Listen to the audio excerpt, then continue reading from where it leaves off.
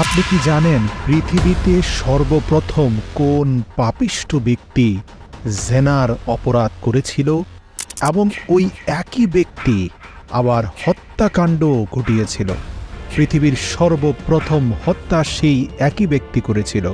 বর্তমান অপরাধ বিশ্লেষকরা এজন্যই বলে থাকেন, যেই ব্যক্তি জীবনে কোনো না কোনো হত্যাকাণ্ড করেছে, গবেষণা করে দেখা যাবে ওই একই ব্যক্তি জীবনে কখনো না কখনো জেনার অপরাধও করেছে।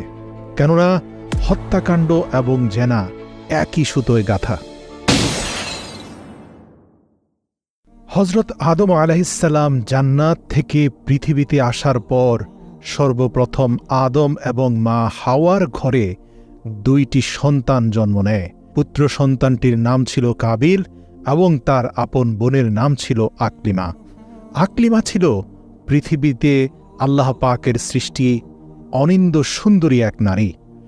ভূমিষ্ঠ হওয়ার পরে পুরো পৃথিবী আলোকিত হয়েছিল। আদম এবং মা হাওয়ার দ্বিতীয় আরেক জোড়া সন্তান হয়। সেই ঘরে পুত্র সন্তানটির নাম ছিল হাবিল এবং তার বোনের নাম ছিল লিউজা। প্রিয় দর্শক, ওই সময়ের শরীয়ত অনুযায়ী হাবিলের আপন বোনকে বিয়ে করবে কাবিল, কাবিলের আপন বোনকে বিয়ে করবে হাবিল।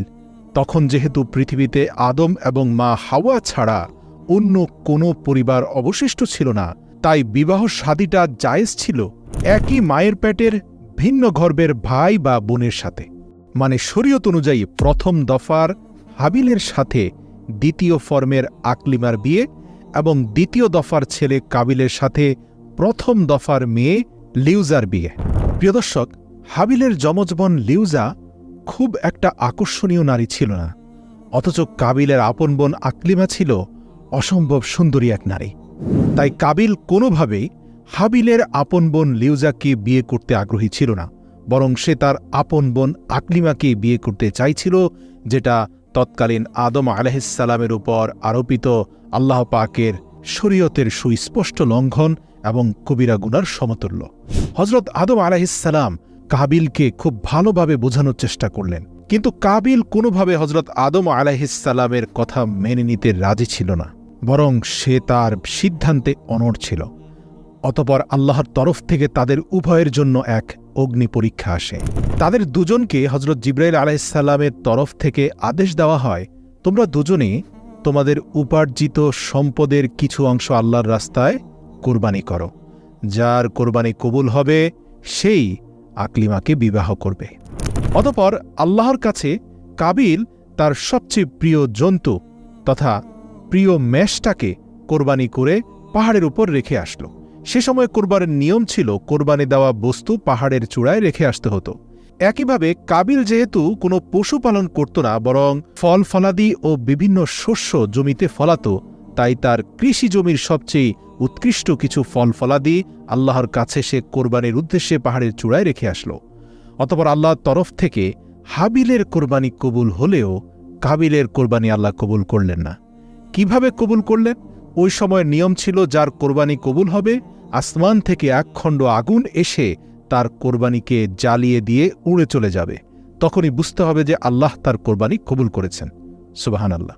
অতঃপর কাবিল দেখল হাবিলের কোরবানি করা মেষটিকে আকাশ থেকে আগুন এসে গিলে খেয়ে চলে গেল।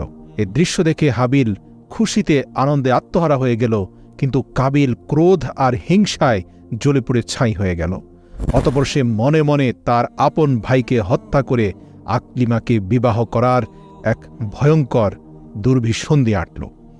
আর ফলাফলস্বরূপ একদিন সে রাগের বশবর্তী হয়ে তার নিজের আপন ভাইকে হত্যা করে বসল। পবিত্র কোরআনে আল্লাহ তাআলা বলেন, অতঃপর সে সুস্পষ্টভাবে নিজের উপরে জুলুম করল। এই ঘটনায় কাবিল পৃথিবীতে প্রথম মানব হত্যার পাপে লিপ্ত হয়। হত্যাকাণ্ডের পর কাবিল তার ভাইয়ের মৃতদেহ নিয়ে দিশেহারা হয়ে পড়েন। বুঝতেই পারছেন না কি করবেন। এমন সময় দুটি কাকের মধ্যে একটি অপরটিকে হত্যা করে দেখাচ্ছিল কিভাবে মৃতদেহকে মাটির নিচে পুঁতে রাখতে হয়। কাবিল এ দৃশ্য দেখে শিক্ষা নিয়ে তার ভাই হাবিলের দেহ মাটির নিচে সমাধি করে। কেননা এটা ছিল পৃথিবীর প্রথম হত্যাকাণ্ড, তাই হত্যাকারী নিজেও জানত না মৃত্যু কি জিনিস অথবা লাশের দাফন কাফনই বা কি জিনিস। কারণ মৃত্যু বা লাশ এই সব নিয়ে তাদের কাছে ধোঁয়াশা ছিল, কারণ পৃথিবীর বুকে এই পর্যন্ত কেউ কোনোদিন কাউকে হত্যা করেনি, কোনো লাশকে কখনো দাফন কাফনের প্রয়োজন হয়নি। আল্লাহ আকবার। এই ঘটনা মানবজাতির ইতিহাসে অত্যন্ত এক দুঃখজনক মুহূর্ত হিসাবে চিহ্নিত হয়। এটি মানুষকে দেখায় যে ক্রোধ, হিংসা এবং ঈর্ষা কতটা বিধ্বংসী হতে পারে, এবং ভাই ভাইয়ের মধ্যেও যে এমন ঘৃণ্য কাজ ঘটতে পারে তা এই কাবিল দেখিয়ে গিয়েছে। হযরত আদম ও হাওয়া তাদের পুত্র হাবিলের মৃত্যুতে গভীর শোক প্রকাশ করেন, এবং কাবিলের এই কাজের জন্য তারা মনে অত্যন্ত কষ্ট পান। আর কাবিল এই হত্যাকাণ্ডের পর তার অন্তরে আল্লাহ মোহর মেরে দেন। ফলাফলস্বরূপ অপরাধবোধ এবং লজ্জায় সমাজ থেকে সে বিচ্ছিন্ন হয়ে পড়েন। তিনি তার যমজ বোন আকলিমাকে নিয়ে পালিয়ে যান এবং এক নির্জন জঙ্গলে আশ্রয় নেন। শয়তান তাকে বলে, তোমার কোরবানি এর জন্যই কবুল হচ্ছে না কারণ তুমি আগুন পূজা করছো না। দেখো না, তোমার ভাই হাবিল আগুনের পূজা করত বলেই আকাশ থেকে আগুন এসে তার কোরবানিকে গিলে খেয়ে নিয়েছে, কিন্তু তোমারটা নেয়নি। অতপর শয়তানের প্ররোচনায় প্ররোচিত হয়ে নিজের বোনের সাথে শুধু জেনাই নয়, বরং অগ্নি পূজাও শুরু করে দেয় এই কাবিল। এই ঘটনা মানব ইতিহাসে প্রথম কোনো শিরকের সূচনা, প্রথম কোনো হত্যাকাণ্ডের সূচনা এবং প্রথম কোনো ভয়ঙ্কর জিনার ঘটনা। এই পুরো ঘটনা আদম এবং মা হাওয়ার সংসারে এক কষ্ট এবং বিরহের সৃষ্টি করে।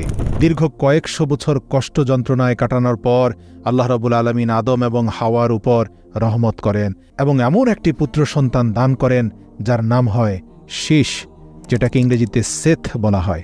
শীষ একজন ধর্মপরায়ণ এবং সৎ চরিত্রের অধিকারী মানুষ ছিলেন, যিনি মানবজাতির মধ্যে সত্য ও ন্যায়ের পথ প্রচার করেন। হযরত আদমের মৃত্যুর পর শীষ তার প্রতিনিধি হিসাবে মানবজাতির নেতৃত্ব দেন। তিনি তার সকল পুত্র, কন্যা এবং অনুসারীদের সমানভাবে সৎপথে চলার উপদেশ দিয়ে গেছেন।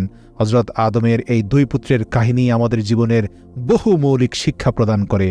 হাবিলের জীবন থেকে আমরা শিক্ষা নিতে পারি যে ভালো কাজের প্রতিদান সর্বদা ইতিবাচক। অন্যদিকে কাবিলের জীবন আমাদেরকে দেখায় ক্রোধ, হিংসা এমন একটি আগুনের অঙ্গার যা মানুষ নিজে ধারণ করে এবং আশা করে তার আগুনে পুড়ে ছাই হয়ে যাবে অন্য কেউ। আল্লাহু আকবার। এই ঘটনা স্পষ্টভাবে আমাদের জানিয়ে দেয় প্রতিটি কাজের একটি ফলাফল আছে, এবং আমাদের পছন্দ ও কর্মের মাধ্যমে আমরা নিজেরা নিজেদের জীবনের পথ নির্ধারণ করি। হাবিল ও কাবিলের মধ্যে বিপরীত চরিত্রের মাধ্যমে আমাদের দেখানো হয় যে ভালো এবং মন্দের মধ্যে সবসময় একটা স্পষ্ট পার্থক্য আছে, এবং প্রতিটি ব্যক্তির উচিত সঠিক পথ নির্বাচন করা। আল্লাহ তাআলার নির্দেশিত পথ অনুসরণ করে হাবিল নির্দোষ ও পরিশুদ্ধ জীবন যাপন করেন, যার ফলস্বরূপ তার কোরবানি গৃহীত হয়। অন্যদিকে কাবিলের ঈর্ষা ও ক্রোধ তাকে অধঃপতনের দিকে নিয়ে যায়, যার পরিণামে তিনি তার ভাইয়ের প্রাণ নেন এবং নিজের জীবনে অন্ধকার এবং নির্জনতা ডেকে আনেন।